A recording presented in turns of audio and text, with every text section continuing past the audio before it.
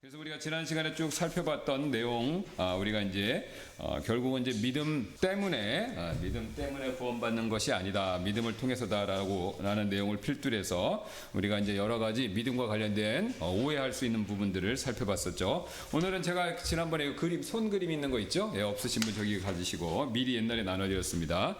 그러면 이제 우리가 예전과 관련돼서 믿음과 어떤 관계가 있는가 이걸 한번 살펴보도록 하겠습니다. 자, 예전과 관련돼서는 로마서 8장 30절이 제일 정확히 잘 나와 있죠. 더욱이 그분께서는 자신이 예정하신 자들 그들을 또한 그분께서 부르시고 또 자신이 부르신 자들 그들을 또한 그분께서 의롭게 하시며 또 그분께서 의롭게 하신 자들 그들을 또한 그분께서 영화롭게 하셨느니라. 이게 이제 우리가 천국 갈 때까지 우리의 구원의 과정이 어떻게 되는가라는 것을 보여주는데, 이거를 이제 신학적으로는 구원의 여정 이렇게 부릅니다. 과정이란 말은 안 하고요. 왜냐면 과정 그러면 구원이 시간이 걸려서 이루어지는 것 같은 오해를 줄 수 있기 때문에 여정 이 단어를 씁니다. 오해를 피하기 위해서. 물론 이제 구원이라는 단어는 여러 가지 의미로 쓸 수가 있죠. 여러분, 구원이라는 단어 가지고 있는 기본적인 의미가 뭐냐면 구출입니다. 구출 구조.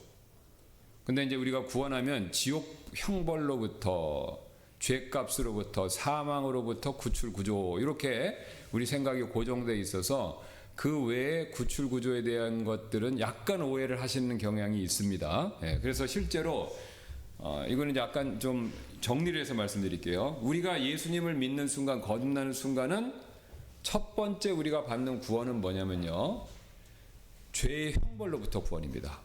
그렇죠? 예, 그러니까 이제 예수님 딱 믿으면 그 믿는 순간부터 당장 죽어도 지옥 안 가는 거죠. 그럼 왜 지옥을 갑니까? 우리가 지은 죄에 대한 형벌, 죄값이죠. 예, 그러니까 죄를 지으면 감옥 가는데, 쉽게 말씀드리면 감옥 가지 않게 그 감옥으로부터 가는 일로부터 구출받은 겁니다. 예, 지옥이라는 감옥으로 가는 일로부터 구출받은 거죠. 자, 그러면 구원이 거기서 끝나는 거냐? 지옥 안 가는 것부터는 구원받은 게 맞습니다. 그러나 우리가 천국 갈 때까지, 구원받고 나서 천국 갈 때까지 날마다 또 구원을 받아야 돼요. 그러면 이게 또 구원받으라고 구원 안 받은 거, 제가 그랬죠. 여기서 제가 두 번째 말하는 구원은 구출 구조. 예. 그러니까 첫 번째 지옥으로부터는 구출을 받았어요. 그러나 우리는 또 날마다 구출 구조를 받아야 됩니다. 뭐로부터요? 우리 안에 있는 여전히 남아있는 죄로부터. 죄는 여전히 권세, 파워를 가지고 있어요. 과거만큼은 아니지만, 절대적이진 않지만 우리 안에 여전히 남아있으면서 상대적인 힘을 갖고 있습니다. 근데 상대적인 힘을 갖고 있지만 우리보단 여전히 셉니다. 그래서 우리가 율법을 통해서 그 죄와 싸워서 이길 수가 없어요. 구원받기 전이나 구원받고 나서나 똑같습니다. 구원받기 전에는 완전히 이길 수가 없는 거고, 구원받고 나서도 완전히까지는 그것도 마찬가지죠. 예, 이것도 거의 이길 수가 없는 거죠. 예, 한 번도 이길 수 없는 거는 똑같습니다. 이거는 절대적인 거고 이건 상대적이라는 차이만 있죠. 그래서 우리가 구원받고 나서도 여전히 죄를 이길 수가 없습니다. 왜 제가 이제 상대적이라고 그랬냐면, 내 힘이 아니라 성령의 도움을 받으면 이길 수 있어요. 예. 근데 과거에는 성령의 도움을 받을 수가 없죠. 구원받기 전에. 왜요? 성령이 안 계시니까. 예. 그러니까 구원받기 전에는 어떤 방법을 쓰더라도 죄를 이길 수가 없습니다. 그러나 구원받고 나서는 우리가 성령을 의지하면 이길 수 있어요. 그러나 성령을 의지 않고 내 힘으로 하면 여전히 이길 수 없습니다. 그러니까 우리가 이런 문제가 있기 때문에 날마다 우리 안에 있는 그 죄, 역사는 죄의 권세로부터, 죄의 파워, 그 죄의 권세로부터 구조받아야 됩니다. 그래서 바울이 로마서 7장에 나는 비참한 사람이다, 이 얘기를 하는 겁니다. 내가 죄의 법으로 사로잡는 것을 본다, 이 얘기를 하는 거죠. 그러니까 우리가 이 두 번째 부분은 놓치세요, 잘. 왜냐하면 구원받고 이제 안심이다. 나 천국 가니까 천국행 티켓 땄으니까 나는 이제 아무 문제 없다. 그래서 이제 방심하시는데 이때 당하는 겁니다. 우리 안에 있는 죄의 역사에 당하는 거예요. 그러니까 왜 구원받고도 그리스도인다운 삶을 못 살고 항상 패배하고 항상 과거의 습관적인 죄로 돌아가고, 왜 항상 속된 말로 하면은 다른 사람들한테 손가락질 당하는 그런 일을 겪느냐라고 했을 때 그게 비참한 거죠. 예. 우리 안에 있는 죄의 권세, 그 권세로부터 날마다 싸움에서 승리하지 못하기 때문에 그렇습니다. 그러니까 이 죄와의 싸움에서 날마다 승리해야 돼요. 예.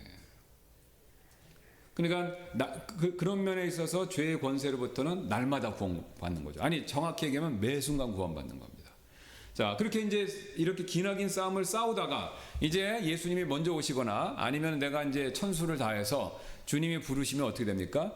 그 지겨운, 우리 안에 남아있던 지겨운 그 죄를 벗어버리고, 죄된 몸, 그러니까 몸 자체가 악한 것은 아니지만 죄가 우리 안에 역사있기 때문에 또 사망이 우리 몸에 여전히 역사하기 때문에 그 우리의 육신을 벗어버리고 이제 완전히 하늘에 가면서 주님과 같이 되는 거죠. 이걸 우리가 이제 영화, 글로리피케이션이라고 그래서 죄로부터, 죄의 존재로부터 완전히 떠나는 겁니다. 이게 이제 세 번째 단계의 구원이 되는 거죠. 그래서 우리가 첫 번째는 보통 칭의, 그 다음에 맨날 죄와 싸우는 거는 성화, 그 다음에 우리가 완전히 예수님의 그리스도의 몸을 입고 천국 가는 건 그것은 영화, 이렇게 얘기를 하는 겁니다. 그러니까 세 가지 다 똑같이 죄로부터 구원받는데 구원받는 대상만 틀린 겁니다. 첫 번째 칭의 때는요 죄의 형벌로부터 구원이고, 두 번째 성화는요 죄의 권세로부터 구원이고요, 세 번째 영화는요 죄의 존재로부터 구원받는 거예요. 그러니까 죄하고 나는 완전 빠이빠이는 겁니다. 그러니까 우리가 그런 면에 있어서 구원이 다르게 쓰이기 때문에 우리가 잘 인식하실 필요가 있어요. 잘 인식하실 필요가 있습니다. 자, 그래서 우리가 이제 그것을 이제 일단 기억해 놓으시고, 그러면 이제 하나님이 이렇게 방금 칭의, 그 다음에 성화, 영화 이렇게 얘기했는데 성경을 이렇게 보시면 그 앞에가 또 있습니다. 뭡니까? 예정이 있어요. 그리고 부르심이 있고 의롭게 하심. 이게 지금 의롭게 하심이 칭이죠. 근데 바울은 30절에서 성화란 말은 없어요. 그건 빼고 그 다음에 곧바로 뭐냐면 영화롭게 하신다 이렇게 얘기하는 거죠. 그러니까 지금 예정, 부르심, 칭의, 그 다음에 영화 이렇게 네 가지만 얘기하는 거죠. 자, 그러면 의롭게 하심에 대해서는 우리가 많이 배웠는데, 우리가 의롭게 하심을 입으려면은 복음의 말씀을 들어야 되죠. 그럼 복음의 말씀을 듣는 거지 않습니까? 그러니까 복음의 말씀을 듣는다는 건 누군가 복음의 말씀을 말해주는 사람이 있어요. 근데 그 복음의 말씀을 지금 이 마지막 때는 천사를 통해서 안 하고 사람을 통해서 하나님이 하시죠. 성경 말씀과 사람을 쓰셔서 복음의 말씀을 말씀해 주시는데, 그 복음의 말씀을 우리에게 알려주는 것을 뭐냐면 우리는 보통 전도, 지금 성경에서는 부르심 이렇게 부르는 겁니다. 그러니까 우리가 성경에서 말하는 부르심은요 좁은 의미의 전도가 되는 겁니다. 그러니까 우리가 전도한다는 건요 성경에서 지금 말씀하시는 것처럼 하나님이 전도하는 사람, 나를 사용하셔서, 이용하셔서 다른 사람, 믿지 않는 사람들을 복음의 말씀으로 부르시는 거예요. 그러니까 이거 부르시는 주체는 누굽니까? 하나님이죠. 그러니까 우리는요 복음을 내가 전하는 걸로 자꾸 생각하시는데 그건 반쪽만 맞습니다. 내 입술로, 내 지혜로, 또 어떤 내 힘으로 전하는 게 맞죠. 하나님은 그걸 쓰시기로 정하셨어요. 그러나 이 복음을 전하는 근본적인 주체, 그 다음에 근본적인 원인은 내가 아니라 하나님이신 겁니다. 그러니까 하나님이 나를 통해서 믿지 않는 자를 부르시는 거예요. 부르심. 그래서 이 부르심에, 그 부르심을 듣고 응답하는 거, 이게 뭡니까? 이게 이제 믿는 거죠. 이게 믿는 거죠. 자, 그러면 하나님이 부르실 때 아무나 부르는 게 아니라 누구를 부르실지 아는 거죠. 우리가 이제 알았다니까 보통 예지라고 그러죠. 근데 그걸 아는 것뿐만 아니라 누구를 부르실지까지 정하셨어요. 이제 이거를 예정이라고 부르죠. 자, 그럼 이제 예정이 나오면 우리는 침례교도이기 때문에 약간 과민하게 반응할 수 있는데, 예정이란 말 자체가 잘못되거나 문제가 있는 것은 아닙니다. 왜냐하면 성경에 나와 있으니까요. 예정을 어떻게 해석하느냐에 따라서 우리가 잘못될 수도 있고 성경적으로 올바를 수도 있는데, 일단 아시는 것처럼 예정에 대해서는 크게 두 가지 입장이 있죠. 우리가 켈비니즘 입장이 있고 하나는 알미니안 입장이 있는데, 켈비니즘은 아시는 것처럼 하나님이 부를 사람을 하나님이 자신의 전적인 주권으로 정하셨다. 그렇죠? 그래서 이제 정하셨다. 그러니까 하나님이 자기 마음대로 그 어떤 사람을 부를지를 딱 정하신 거예요. 그래서 그 정하신 것을 바로 뭐냐면 예정. 그 다음에 하나님이 이걸 정하실 때 하나님이 주권이 아니라 누가 믿을지를 보시고 그 사람을 부르셨다. 그러면 이게 이제 알미니에서 얘기하는 예지 예정이 되는 겁니다. 그러면 어느 게 맞냐? 정답은 모른다가 정답입니다. 왜요? 하나님은 인간의 의지도 주셨고 그 다음에 그 인간의 의지 안에서 하나님이 자신의 주권을 또 행사하세요. 또 하나님의 자신의 주권 안에서 인간의 의지를 또 허락하시는 게 있습니다. 그러니까 이건 신비입니다. 신비. 삼위일체처럼 이건 신비예요. 그래서 우리가 어느 쪽에서 완전하게 설명을 다 할 수 없고요. 이거는 신비이기 때문에 신비인 채로 남겨두고 우리가 두 가지 사실을 다 고려해서 생각해야만 우리가 우리 안에서 균형 잡힌 올바른 신앙의 시각을 가질 수 있습니다. 그러니까 중요한 건 뭐냐면 어떤 것이든 상관없이 하나님이 예정하신 건 맞아요. 하나님이 예정하신 거예요. 미리 알고 정하시는 겁니다. 그래서 정하신 사람들을 부르시는 거예요. 자, 그러면 여기서 이제 우리가 한 가지 오해가 생기는 게 있는데 이제 캘비니즘에서 말하는 내용인데 그걸 이제 뒤에서 차후에 보고요. 자, 그러면 제가 여기 그림의 도표를 그려놨죠. 여기 잘 보겠습니다. 자, 지금 예정, 부르심, 그 다음에 예수님을 믿고 그 다음에 우리가 칭이 영화인데, 자, 그러면 제가 한번 여쭤볼게요. 우리가 믿음을 행사하는데 나를 예정하시는 걸 믿어서 구원받는 겁니까? 아니면 나를 부르신 것을 믿어서 구원받는 겁니까? 아니면 예수님을 믿어서 구원받는 겁니까? 1번, 2번, 3번 중에 어느 거죠? 그렇죠? 목사님 뭐 이렇게 단순하면서도 명백한 걸 물어보시냐고 그러는데 이거 우리 다 알지만 이게 명확하지 않으면 흔들립니다. 지금 셋 중에 성경은요, 우리를 구원받게 해주는 것은요, 예수님을 믿을 때요. 나를 부르신 걸 믿어서 구원받게 해준다? 그런 내용 없어요. 그 다음 나를 예정하셨기 때문에 구원받게 해주신다? 그런 얘기가 없어요. 예정하셨다는 말은 있지만 예정하셨기 때문에 구원받게 하셨다라는 직접적인 표현은 한 구절도 없습니다. 그러니까 여기에 함정이 있는 겁니다. 그러니까 예정하신 것을 믿어서 구원받는 게 아니에요. 예수님을 믿어서 구원받는 거예요. 그런데 이제 예정한 걸 믿는 사람들이 이렇게 하는 거죠.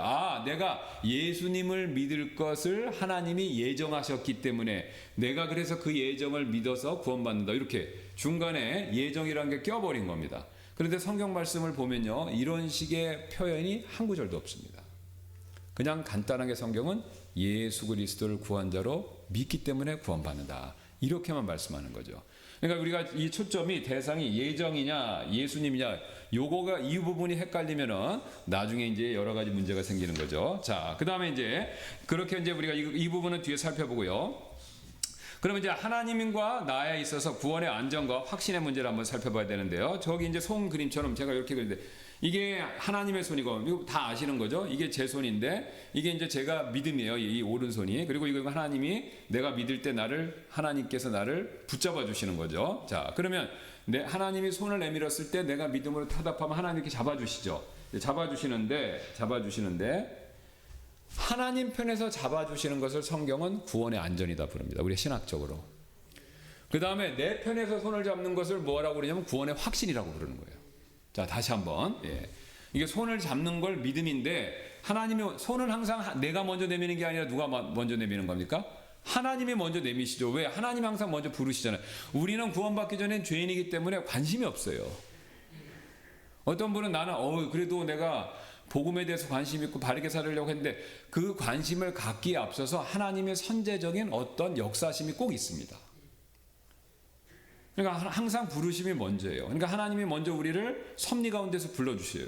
그래서 하나님이 먼저 불러주셨고 그 부르심에 대해서 복음의 말씀을 듣고 내가 응답한 게 믿음이죠. 그래서 이제 하나님과 내가 이제 구원이라는 관계로서 연결되는데 이때 하나님이 나를 붙잡아 주시는 것을 뭐냐면 구원의 안전이다 부르는 거고 내가 이렇게 잡고 있는 것은 구원의 확신 이렇게 부르는 거죠. 자, 그러면 이제 이렇게 잡고 있는데 문제는요. 나는 이거를 놓을 수가 있어요. 그죠? 그런데 내가 놓더라도 하나님이 안 놓으면요. 이 구원은요. 상실될 수가 없죠. 하나님이 이 손만 안 놓으시면 구원이 둘 다 놔야 구원 관계가 깨지는 거지 않습니까? 근데 하나님이 딱 붙들고 계시고 하나님은 내가 놓든 말든 상관없이 절대로 한 번 잡으면 안 놓으세요. 그러니까 이제 그게 구원의 안전이 되죠. 그 근거가 어디냐? 요한복음 10장 28절 보겠습니다. 그리고 내가 그들에게 영원한 생명을 주노니 그들이 결코 멸망하지 않을 것이요. 또 어떤 사람도 그들을 뭐라고 말씀하십니까? 내 손에서, 바로 예수님 손에서, 하나님이신 예수님의 손에서 빼앗아가지 못하리라. 왜 그러냐면요. 그들을 내게 주신 내 아버지는 모든 것보다 크시니 아무도 내 아버지 손에서 그들을 능히 빼앗지 못하리라. 제가 이게 그림 이게 손으로 이거 한 건 지어서 한 게 아니라 지금 요한복음 말씀에 근거해서 얘기하는 겁니다. 그러니까 하나님의 손이 딱 우리를 잡으면 이 보세요. 지금 하나님의 손이 이렇게 잡았어요. 예수님 표현대로는 잡았는데 어느 누구도 이 하나님의 손을 뿌리치고 나를 다시 뺏어갈 수가 없다는 거죠. 왜요? 하나님보다 크신 분이 없으니까. 그러니까 우리의 구원의 안전은요, 이 말씀대로 하면요, 하나님의 절대적인 능력에 근거하고 있는 겁니다. 그러니까 하나님보다 더 크신 분이 없기 때문에 하나님의 가장 크심에 근거하고 있는 거예요. 그러니까 하나님보다 더 큰 사람이 어떤 더 큰 존재가 있으면 우리의 구원을 빼앗길 수도 있겠지만 이 세상에는 하나님보다 더 크신 분이 없기 때문에 우리의 구원은 절대로 빼앗길 수가 없고 그래서 안전하다라는 거죠. 그러면 제가 질문 드릴게요. 사탄이 이거를 의심하게 하려면 어떻게 하면 될까요? 하나님의 크심을 의심하게 만들면 되죠. 그러니까 하나님을 축소시키는 겁니다. 하나님의 위대하심과 크심을 작게 만들어서 의심하게 한다라는 거죠. 자, 그러나 하나님이 놓지 않으시기 때문에 절대로 우리의 구원은 안전하다라는 거죠. 그 다음에 6장 37절 아버지께서 내게 주시는 자는 다 내게로 올 것이요 내게 오는 자는 내가 결코 내쫓지 아니하리라. 그러니까 예수님은 아버지가 보내주셨는데 예수님은 결코 자신에게 온 자를 내쫓지 않는다. 자, 이건 이제 부모 자식 관계에서 우리가 흔히 할 수 있는 얘기인데요. 우리가 잘못을 하면 어떻습니까? 자식이라도 내쫓을 수가 있는데 우리가 한번 하나님의 자녀가 되면요, 우리가 어떤 잘못을 한다 하더라도 하나님께서는요, 우리를 내쫓지 않으신다는 거죠. 우리가 이제 보통 쉽게 이렇게 말씀드리죠. 우리가 뒤에도 나오지만 예수님을 믿으면 입적이 되는 거죠. 양아들로. 그러니까 하나님의 호적, 하나님의 생명책에 있는 호적에 우리가 사실 사탄의 자녀였다가 구원받으면 우리의 이름이 하나님의 생명책에 있는 하나님의 족보, 계보, 호적에 입적이 되는 겁니다. 거기 입양이 되는 거예요. 그러면 하나님이 딱 입양을 해놓으셨는데 한번 입양을 해주시면요, 어떤 경우라도 하나님이 우리가 어떤 잘못을 했더라도 하나님이 자신의 호적에서 우리를 다시는 파시지 않는다는 겁니다. 다시는 파시지 않는다는 거예요. 인간의 부모는, 사람의 부모는 인간관계가 정말 부모 자식 관계가 나빠지면 호적에 팔 수도 있지만 하나님은 절대로 안 파신다. 그 대신 우리가 잘못하면요, 하나님이 이 호적 관계를 파시질 않지만 우리가 잘못하면요, 교제 관계는 나빠지죠. 자, 이건 쉬운 예로 부부 관계도 마찬가지죠. 부부가 언약을 맺고 결혼 언약을 맺고 한 몸이 되면요, 하나님께서 보셨을 때는 하나입니다. 죽을 때까지, 죽음이 갈라놓을 때까지 무조건 하나입니다. 하나님 보셨을 때는. 자, 그러면 이제 그 원칙을 쫙 지켜야 되는데 우리가 그 원칙에 따라서 살다가 우리가 그걸 지키기 위해서 쫙 살지만 부부관계가 나빠질 때가 있죠. 그러면 부부관계가 나빠지면 절대 이혼을 안 한다라는 원칙에서 부부관계가 이혼으로 파경으로 끝나지 않지만 사이가 나빠지면 어떻게 됩니까? 부부관계가 굉장히 냉하고 차가운 거죠. 그러니까 법적으로는 부부지만 서로 친밀한 관계에 있어서는요, 거의 남남식이 될 수도 있는 겁니다. 그러니까 하나님의 관계도 마찬가지입니다. 그러니까 하나님이 절대로 우리를 우리 자녀의 관계에서 그것을 파내셔갖고 원래 상태로 돌아가기를 안 하십니다. 그러나 우리가 하나님 말씀대로 못 살면 교제 관계에 있어서는 심각한 타격을 입는다라는 거죠. 자, 그 다음에 이제 6장 39절, 이거 마지막 이 말씀도 우리가 굉장히 잘 하시는 말씀이죠. 그리고 이것이 나를 보내신 아버지의 뜻이니 곧 그분께서 내게 주신 모든 것 중에 내가 하나도 잃어버리지 아니하고 오직 마지막 날에 그것을 다시 일으켜 세우는 것이니라. 이건 이제 부활과 관계된 거죠. 하나도 잊어버리시는 게 없어요. 잃어버리는 게. 자, 저도 이제 나이가 여기 저보다 연세가 많으신 분들이 많이 계시지만 약간 좀 송구스럽지만 나이가 좀 먹으니까 잊어버리는 게 많습니다. 까먹는 것도 있고 물건도 잊어버려요.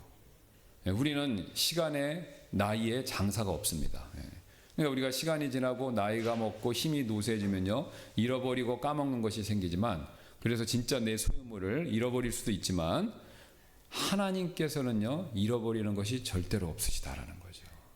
하나님은 한번 소유한 것을 빼앗기실 수도 없고 잃어버리지도 않는 거예요. 그러니까 한번 예수님이 우리를 소유하시면요, 절대로 잃어버리시는 게 없어요. 예. 그러니까 그것을 명확하게 지금 말씀하시죠. 그 다음에 10장 27절, 내 양들은 내 음성을 들으며 나는 그들을 알고 그들은 나를 따르느니라. 자, 여기서 분명히 안다라고 말씀하시죠. 그러니까 예수님이 아시는 거예요. 미리 아심이 있는 겁니다. 그러니까 이 양들은 신기하다고 합니다. 이게 양들이요, 개들 이상이래요. 그러니까 개는 이름 지어주고 부르면 다 오지 않습니까? 양들도 똑같다고 합니다. 이름이 다 있고요. 예. 그래서 그 이름을 부르면 전부 다 온다고 합니다. 그래서 이 양들이 섞여서 있지만 그 자기 주인 목자가 와서 이름을 딱 부르거나 딱 무슨 신호 같은 거 휘파람을 불면 알아듣고 다 따라온대요. 예. 굉장히 신기하다고 합니다. 예. 그래서 그것을 빗대어서 예수님 말씀하시는 건데, 그러면 목자가 자기 양을 정확히 알죠. 예. 그러니까 그것처럼 안다는 거죠. 제가 한번 몽고 이 다큐멘터리를 봤는데, 이 사람들은 2.0 막 이렇게 이상 눈 된다 그러죠. 진짜로 평원 아무것도 없고 저쪽인데, 저쪽 상근 기슭에 양들을 이렇게 염소를 풀어놓고 있습니다. 그런데 자기는 그게 다 보인대요. 우리 눈에는, 제 눈에는, 화면으로는 이렇게 점같이 보이는데 다 보이고, 그 다음에 어떤 건지도 안 돼요. 이렇게 쌍안경으로 봐야 보이는 거를 목자가 안다는 겁니다. 그럼 인간 목자도요, 자기 양을 저 멀리 떨어진 거를 매 눈같이 딱 보고 정확히 누군지 알아차린다는데, 하나님은 더하시다라는 거죠. 예수님이 그걸 이제 빗대서 말씀하신 거죠. 자, 그 다음에 우리가 8장 33절도 똑같이 말씀하시죠. 누가 무슨 일로 하나님께서 택하신 자를 고소하리요, 의롭다 하시는 이는 하나님이시니라. 그렇죠. 하나님이 택하시고 또 우리가 그 부르심에 응답해서 우리가 예수 그리스도를 정말로 믿어서 의롭게 되었었을 때, 그 다음에 구원받고 나서 지은 죄들, 아니면 구원받기 전에 지은 죄들을 사탄이 후벼 파서 생각나게 한다 하더라도 고소할 수 있는 사람은 없습니다. 왜 그렇습니까? 하나님이 이미 최고의 재판장이신 하나님께서 한눈에 재판장에서 우리를 어떻게 선언해 주셨습니까? 의인이라고 선언해 주셨죠. 자, 지금 보세요. 우리나라가 지금 정치가 어렵습니다. 그러니까 지금 대통령을 탄핵시키는 데 있어서 우리나라 최고 재판소가 어디예요? 헌법재판소죠. 왜 그렇죠? 우리나라 그 대법원까지, 3심제로 대법원까지 있지만 우리나라라는 국가는 헌법에 기초한 나라잖아요. 그러니까 헌법에 기초한 것을, 그러니까 법 중에 제일 밑에 있는 최고법이 뭡니까? 헌법이죠. 그 위에 법이 있고 법률이 있듯이. 그러니까 헌법의 근거에서 판단받는 게 최고로 마지막 단계에서 판단을 받는 거죠. 그러면 지금 대통령 사건이, 탄핵 사건이 헌법재판소에서 인용이든 기각이든 각하든 딱 결정이 나면 그 다음에 또 누가 판단할 자격이 누가 있습니까? 없죠. 대한민국이 존재하는 한, 우리나라 이 대한민국이라는 국가가 존재하는 한, 대통령에 대한 탄핵에 있어서 헌법재판소에서 딱 결정이 내려지면 더 이상 그것을 심판하거나 판단할 권한을 가진 사람이 아무도 없습니다. 그럼 우리가 정치적 성향에 따라서 그걸 지지하든 안 하든 상관없이 대통령의 탄핵에 대해서 어떻게 결정이 딱 내려지면요, 대한민국 안에 있는 한 모든 국민은 그걸 따라야 돼요. 그럼 나는 그게 마음에 안 든다라고 해서 저항하면 어떻게 됩니까? 감옥 가는 거죠. 그래서 그 마음에 안 들어서 각하를 그게 대통령이 탄핵이 되든 안 되든 어느 한쪽 편에서 마음에 안 들어서 화가 나서 헌법재판소에 불을 질렀다. 그럼 어떻게 되죠? 감옥 가는 거죠. 재판관들을 협박했다. 어떻게 되는 거죠? 감옥 가는 거죠. 왜 그렇습니까? 최고의 사법부가, 그러니까 판단을 내릴 수 있는 기관에서 마지막 판결을 내려줬기 때문에 그렇죠. 이와 똑같습니다. 하나님이 헌법재판소보다 더 높은 하늘의 재판소에서 우리를요, 의롭다, 죄인이 아니라 의롭다라고 판결을 내려주신 거예요. 우리의 죄가 하늘같이 많고 주홍같이 붉을지라도 엄청난 많은 죄가 있지만 하나님께서 예수 그리스도를 통해서 그 죄를요 다 용서해 주시고, 그 다음에 거기서 판결받고 나온 게 아니죠. 어떻게 나온 겁니까? 우리가 마지막에 하나님께서 우리를요 예수님처럼 훌륭하고 완벽한 사람이다 라고까지 인정해 주신 거죠. 그러니까 속된 말로 말씀드리면 도둑놈이라고 잡혀갔는데 나올 때는, 판결받고 나올 때는요, 사회에 기부 많이 한 사람으로 판결받고 나오는 겁니다. 그 다음에 매국노라고 붙들려 갔는데 법정에 나올 때는요, 우리나라를 위해서 애국지사로 판결받고 나오는 거예요. 그러니까 이완용이 매국노라고 잡혀 들어갔는데 그 이완용한테 뭐 어떻게 되냐면 애국지사라고 판결받고 나오는 거죠. 그러니까 하나님께서 우리가 할 수 없는 일을 해주셨고 우리가 받을 수 없는 것을 해주신 거죠. 그러면 하나님께서 그렇게 내려주신 것에 대해서 누가 감히 얘기할 수가 없다 이거죠.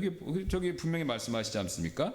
여기 자, 누가 무슨 일로 하나님께서 택하신 자를 고소하리요 의롭다 하시는 이는 하나님이시니라. 자, 이완용을 매국노로 붙들어 갔다가 애국지사다라고 할 때 판사가 말로만 하면요, 그거를 인정을 못 합니다.